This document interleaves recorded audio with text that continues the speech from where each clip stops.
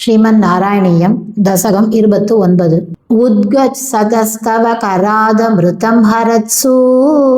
दैत्येषु तान् शरणाननुनीय देवान् सद्यस्थिरो ददितदेव भवत्प्रभावाद् उद्यत्स्वयूत्य कलहादितिजा बभूवुः श्यामामृचापि वयसापि तनुं तदानीं प्राप्तोऽसि तुङ्गकुचमण्डलपङ्गुरां त्वं पीयूषकुम्भकलहं परिमुच्य सर्वे दृष्णाकुला प्रतिययुस्त्वदु रोजकुम्भे का त्वं मृगाक्षि विभजस्व सुधामि मामिति आरूढरागविवचानभियाचतो मून् विश्वस्य ते मयि कथं कुलटास्मि दैत्या इत्यालपन्नभिसुविश्वसितानतानि मोदात्सुधा कलशमेषु तदत्सु सा त्वं दुःसेष्टितं मम सहद् त्वमिति ब्रुवाना अन्तिप्रभेद विनिवेशितदेवदैत्या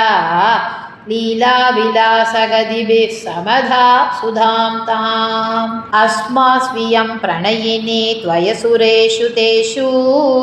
जोषं स्थितेष्वत समाप्य सुधां सुरेषु त्वं भक्तलोकवशगो निजरूपमेत्य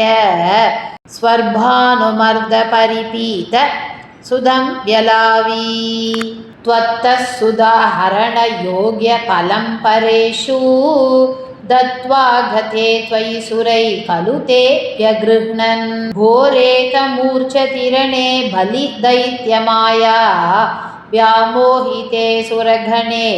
त्वमिहा विरासि त्वं कालनेमि मतमालिमुखान् जगन्त शक्रो जघान बलिजम्बवलान् सभाकान् शुष्कार्द्र दुष्करवधे नमुचौचलूने पेनेन नारदगिरा न्यरुणो रणं त्वं योषावपुर्धनुजमोहनमाहितं ते श्रुत्वा विलोकनकुतूहलवान् महेशः भूतैः समं गिरिजया च गदः पदं ते स्तुत्वा ब्रवीदभिमतं त्वमतो तिरोधा आरामसीमनिच कन्दुकघातलीला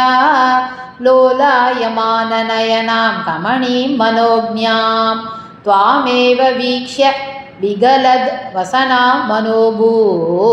वेगादनङ्गरिपुरङ्ग समालिलिङ्ग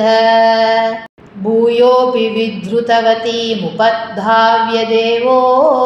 वीर्यप्रमोक्षविगसत्परमार्थबोधः त्वन्मानितस्तव महत्त्वमुवाच देव्यै तत्तादृशस्तवमववाद निकेतनाथ स्वामिये शरणमय्यप्पा श्रीहरये नमः श्री पोन्नु गुरुवायूरप्पने शरणं श्री चोटाणिक्करे भगवती अम्मये शरणं आनन्दचिन्मयने शरणं नारायण अखिलगुरो भगवन्नमस्ते सर्वत्र गोविन्दनामसङ्कीर्तनं गोविन्द गोविन्द।